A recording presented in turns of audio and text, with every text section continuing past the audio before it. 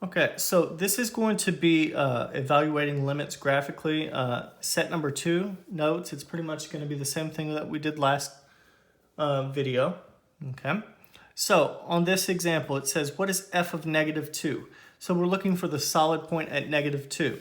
Well, I'm looking at this and I have a vertical asymptote, so it's going to be does not exist. Part B, it says I want to find the limit as x approaches negative 2. Well, I know that the left-hand limit is going to be negative infinity, and the right-hand limit is going to be positive infinity, so this is going to be does not exist also. F of 0, I'm looking for the solid point at x is equal to 0, so it's going to be the 4. The limit as x approaches 0, so as I come from the left-hand side, the left-hand side looks like it's 1/2. As I come from the right-hand side, the limit is 4, so that's going to be does not exist. F of 2, there's not a solid point at 2, so it does not exist. The limit as x approaches 2, though. So if I come from the left-hand side, it's going to be 1/2. If I come from the right-hand side, it's going to be 1/2. So that means that the limit is equal to 1/2.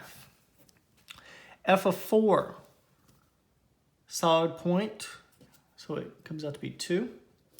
The limit as x approaches 4. So as I go up closer to 4, it's going to go positive infinity from this side. So it's going to be does not exist, and I'm going to write that it approaches positive infinity because we can't quantify infinity. Okay, next question on the back. So f of 1, we're looking for the y value at 1, which is equal to 2. The limit as x approaches 1. As I come from the left-hand side, it looks like it's, 3.5? As I come from the right-hand side, it's 1. Since they don't equal each other, it does not exist. F of 4. There is a hole at 4, so it's going to be does not exist. The limit as x approaches 4. As I come from the left-hand side, the y value is 2. As I come from the right-hand side, the y value is 2. So the limit is equal to 2.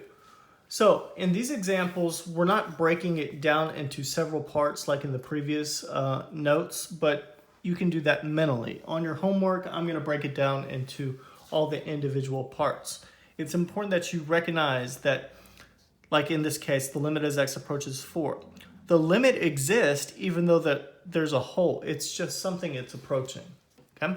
So hopefully this helps you out. If you have any questions, feel free to reach out. Thanks.